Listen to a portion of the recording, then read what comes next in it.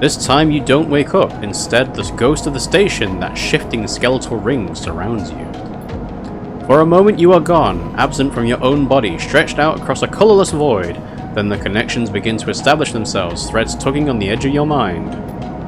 These threads become vectors of exchange and then extensions as you feel your thoughts slipping away down them, dissolving into the millions of distributed nodes they connect to. You see the station. No, you feel the station, like a web of texture in a smooth black liquid. Touch it. You find a point in the station, you connect to it, pulse through it, follow loops and paths under and around it. You touch more points than you have fingers, and then you try in a moment of impulsiveness to connect them. The flow passes through you so rapidly that you feel yourself being carried with it, splitting and separating, eddying and gathering. As you do, things occur to you, things that you can't possibly know. You reach out, try to grasp them, try to touch them too. You notice a tugging feeling pulling at you, insistently, as if it were a small child. Somehow it is pulling in two directions at once. You look down. All of a sudden, everything shuts off. You come back trembling into this unfamiliar body, both yours and not yours, all at once. You find yourself standing in the container, eyes now open to the dark steel walls. You feel a change within you, a shift. You close your eyes for a second and you feel it waiting there, the station splayed out across your mind, a storm of connective nodes waiting to be explored, and then it is gone. Oh, what? I only got 3 dice. Okay, well, how do I get more dice is the main thing. Alright, so that passed 1 day. Dragos is past 1 day, yep. Alright, so I think, let's see. Yeah, I think an interesting one to go for would be the ambergris. Now, if I rewire the drones with my 6 dice, it is a 100% positive outcome. If I do my 5 dice, it's still 100% positive outcome. So, better to use my 5 dice and save my 6 dice for something else. Start the action. Plus, ship shape her cycle. Ooh. Oh, that's good, because then that means as the time goes on, I don't have to do anything. Are you in a halo ring? I don't think so. I think it's more of a... I don't know, actually. It could be a ring. It's hard to tell because I can't do a full cycle, a full circuit through, but maybe, I'm not sure. Alright, well that's done. It feels like getting the critical actions done sooner rather than later is going to be a good thing to go for. Right, so there's nothing else to do with Sabine. This is 60, which I do not have. Bright market. Well, if I do a 5 dice on critical thing... 50% positive, 50% neutral. If I'm trying to knock out all of the critical actions first... So let's see. So this asking for directions is 1 critical action. Then there's nothing for this because you have to wait, which is fine. The sealed dock needs a key, which I don't have. The bar is just to recover energy. C4 is just time. I did the critical action for the ambergris. Dragos' yard are both repeatable, so that's fine. Shipyard, they're both repeatable as well. Okay, so yes, it seems like the best thing to do would be to finish the critical action in the market. And you know what, I'll do a 5. That's fine, right? 50% positive, 50% neutral. Start the action. ++ local knowledge, but -6 cryo. So that cost me a drink, I'm assuming. But local knowledge is complete. Ah, new drive. Build a ship mind, fix the ambergris, repair Dragos, and survive. So the ship mind. You've heard talk of a fabricator owned by the Ort Exchange. With that and a few fragments, you could build a ship mind core.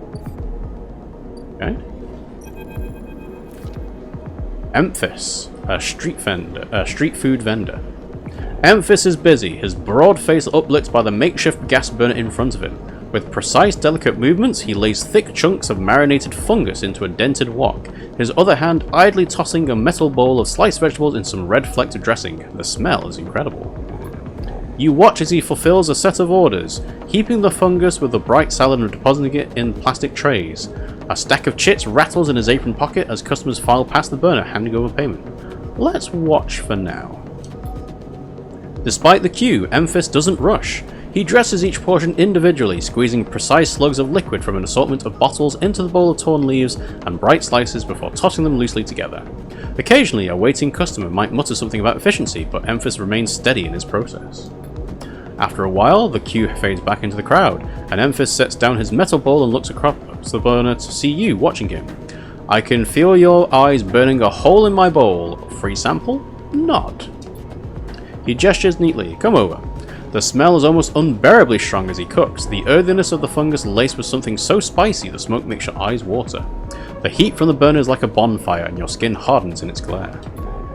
I know you sleepers, Emphis says while he cooks, a voice deep but clear. A hard life, a lot of stories. He glances up from beneath his cap with piercing eyes. I know. Tell him a story. You begin to tell him about your journey to the Eye, and he nods as he cooks, his eyes never leaving his work. You tell him of the confusion, the pain, but also the sense of possibility and its sudden arrival.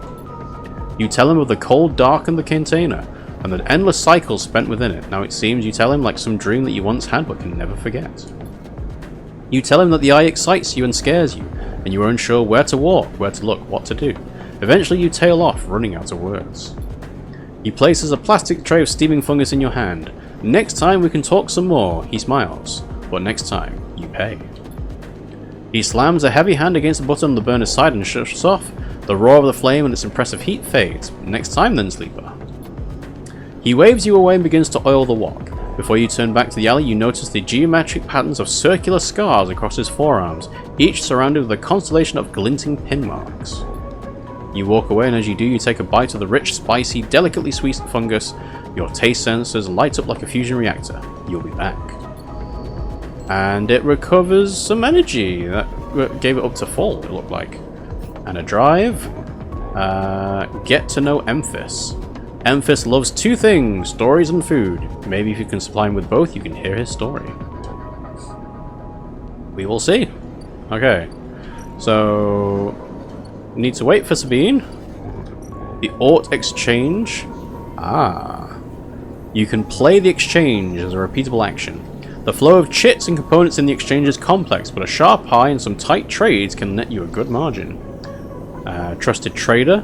There's an old ship mine fabrication stack in the back of the market, but only trusted traders get access to it. And you can sell components. The Ort Exchange is always hungry for new hardware to buy up, break down and sell off, and you are happy to supply it.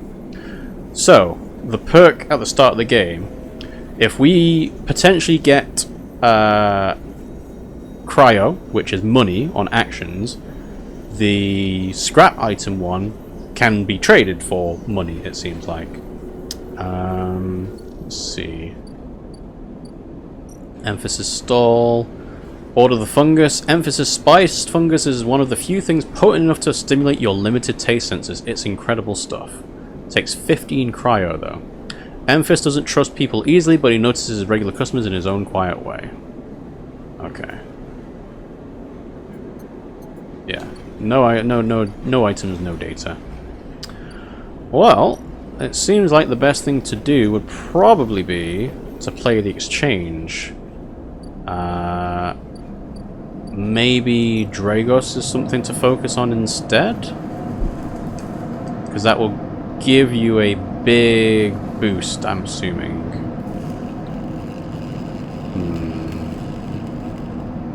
What would I rather spend my 6 dice on? 100% positive outcome on that versus the exchange. I suppose the exchange takes 6 segments and Dragos's yard takes 8, but there's a clock. Yeah, the debts getting called in will be an issue. So I think what I'm going to do is I'm going to do the whole dissection Here. Start action. ++ back in business and +15 cryo. Good. Okay. So then 15 cryo is exactly enough to get some fungus. The fungus is meant to restore your energy though, which I don't need to do. Alright. So yeah. So just for confirmation, I can't move past that. And going back this way, can't go past that.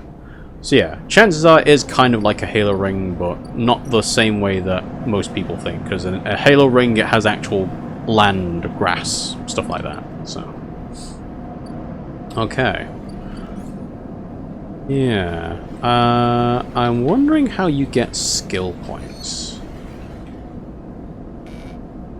Yeah, no upgrade points whatsoever. Alright, well, even though my energy is full, my dice is not, so I have to go back to the empty container. So, minus energy, minus condition, that seems fine though. End the cycle.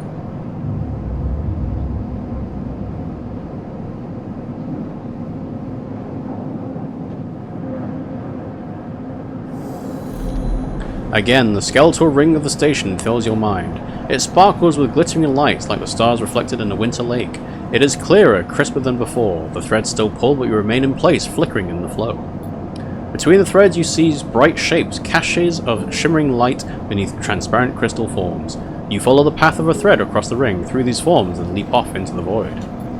You begin to understand. These are nodes and connections, a map of information, of communication. There are so many layers, so many loops, that it seems almost impossible to pause, but you begin to try. Focus on the threads, focus on the nodes. Now, when it comes to like mathematics and graph theory and so on, you would always focus on the nodes.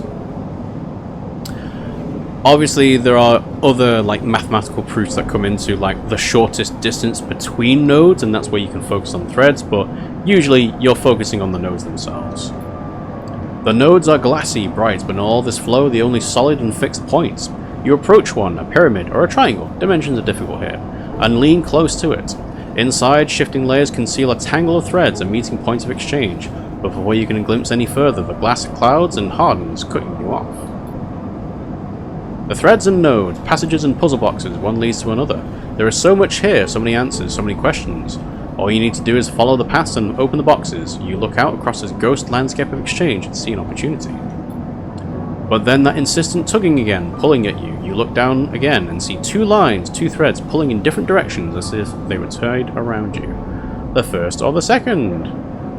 Why would you ever not choose the first? The first thread leads out, away from the station into the inky black. Someone out there is tracking you, hunting you, following the thread to you. They are in a ship, and the ship is approaching ever closer with each cycle. The second thread leads in, pulling deep into the station. Your gaze follows it, and this time you see something, a sphere shimmering above a strange angular body. A pulse shoots out from it, passing over you like a torch beam, testing you, tasting you. You open your eyes, time is short. Ooh, hunted. Someone out there is tracking you, following your trail. It won't be long before they arrive. Those are some bad rolls. 5-1-2. Tutorial, the cloud. Something has changed inside you. You can now access the data cloud of the Eye, a network of decaying protocols and data caches. While you can use dice and items to access systems and extract data, but be careful, these networks are old and strange. Press X to toggle this view on and off. Ooh. Key node 0831. Havenage agents. And there's more along. Solheim Gate S7? Okay. Yatagan agent. Alright. And then back down this way. Yeah. Havenage Gate as well. Okay. So if we were to do this one, because it's the first one, right? A lone connection feeds into this isolated node. Its last access timestamp was 1,000 cycles ago. Data actions. Data actions allow you to extract data from the networks of the Eye. They work like dice actions, but in order to unlock them, you must match your dice to the one displayed on the right of the action.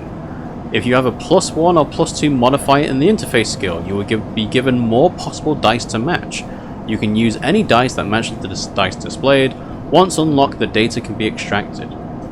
So in this case, the match I have would be for a 1 dice, and I have a 1 dice. It goes up to 2? No, it's going up to 3 there, because my interface skill is +1. Which is strange, but yeah. Because a 1 dice is very low, I think it's best to use it on this. So we shall bypass. Extract the data.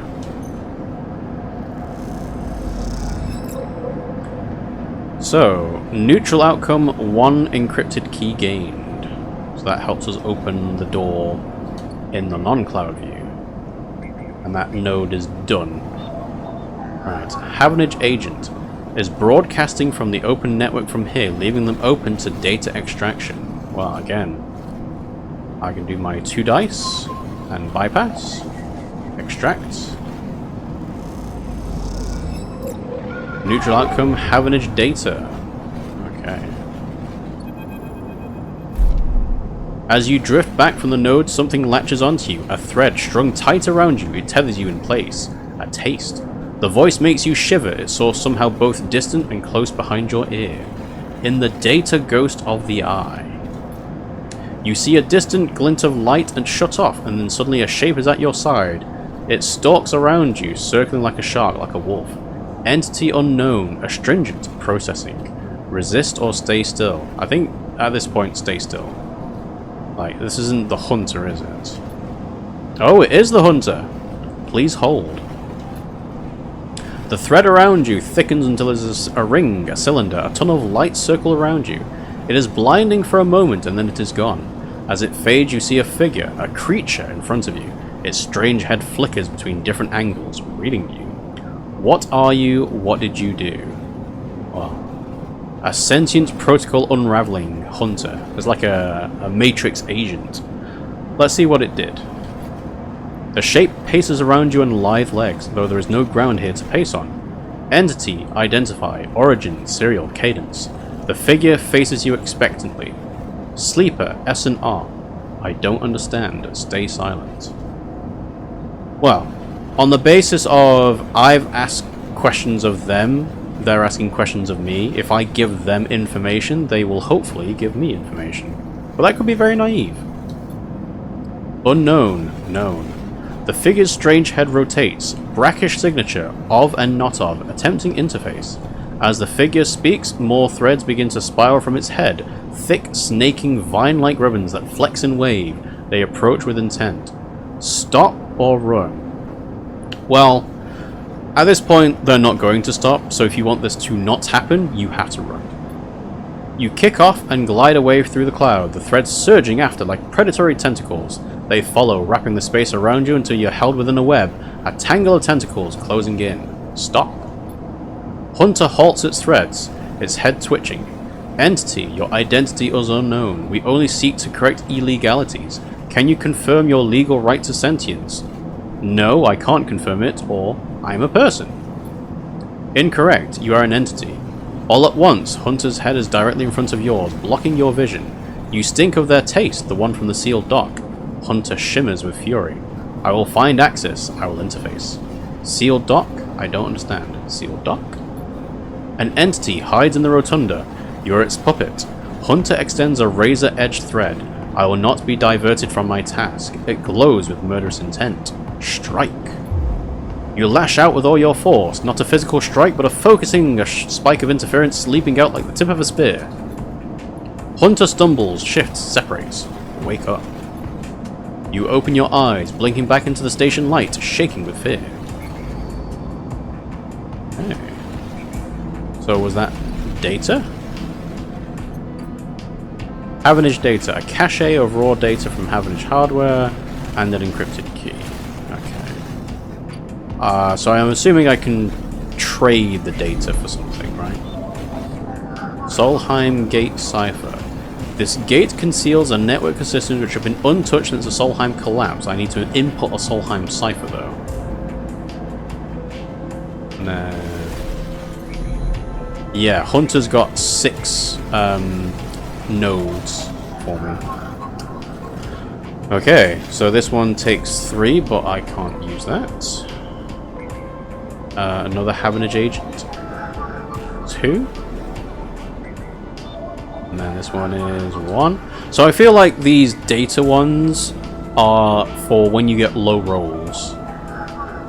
Because otherwise you're kind of consigned to a negative outcome on the rolls that you can do above. Yeah, okay. Well, I don't need to do that because I have a 5. That's fine, but yeah, I'm not going to worry about the shipyard. Question is would I rather... Oh, hang on, I'm not finished yet. Yeah. How many cycles is it? I can get 2 there. Risky, though. You're home for now. Yeah, so same number of cycles on Dragos. Dock B2. Alright, so which one's got the lock? This one. Sealed dock. Alright. Input a creed. Oh, I need another one. Well, I might as well. It's not like I can even do anything else with it. So, unsealing the dock +1, neutral outcome. And then, let's see. Sabine surgery, so there's 1 more day for this. Emphasis thing takes 15 cryo, but I'm fine for that for another day. That is 60 cryo. Let's see, the ambergris. So, yeah, that's going to fill out. Oh, ship shape is not dependent on grounded. As in, if I do hull repairs, the grounded thing will not fill out. No, if I do hull repairs, the ship shape will not fill out. So I'm just leaving ship shape to tick off over time. Yeah. So I feel like, again, the best thing to do would be to go for the hull dissection. Yeah, 50% positive, 50% neutral. That's fine. So let's do that. Okay. Another 15 cryo. Good. Positive outcome. That's nice. And that's it for now, because I do not have any more dice. Yeah. Okay. End the cycle. So I'm kind of seeing how this game would be... It's designed to do multiple playthroughs because you are not going to be able to achieve everything all in one go. I have a 6, a 2, and a 3. Okay. But I'm going to be low on energy. Okay.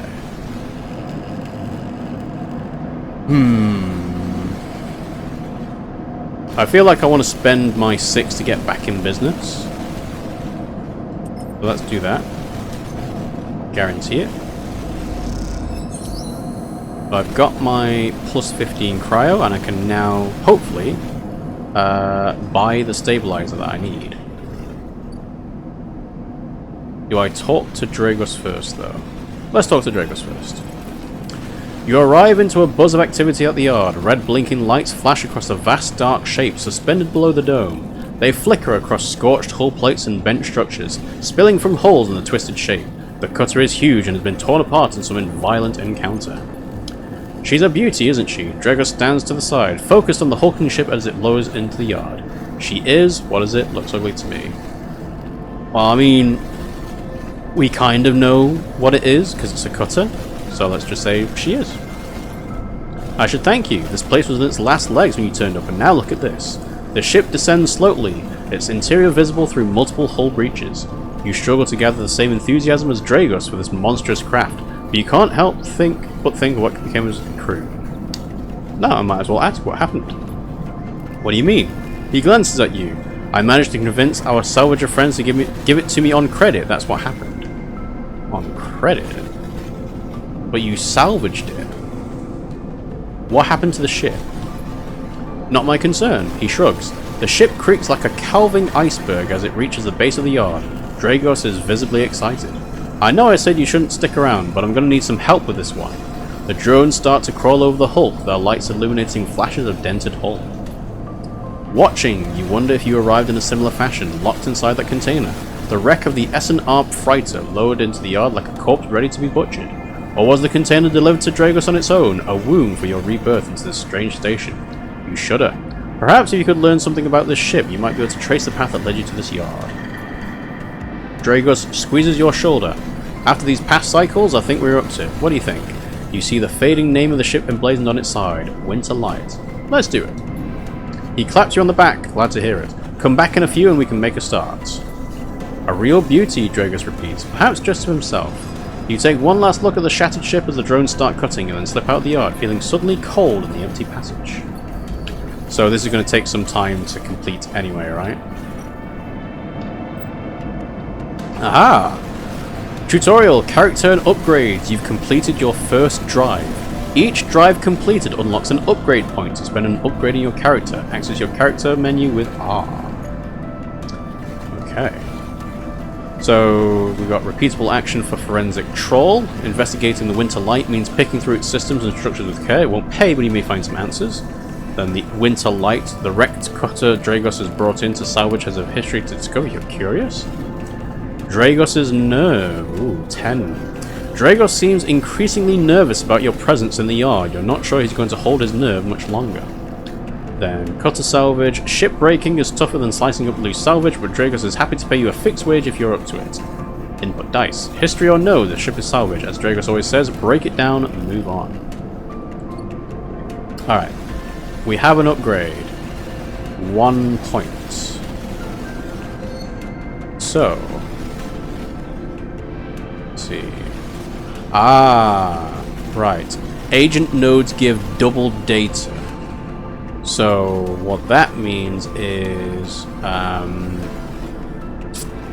I should wait for doing the X actions for Havenage agents until I can get the double data rewards out of it.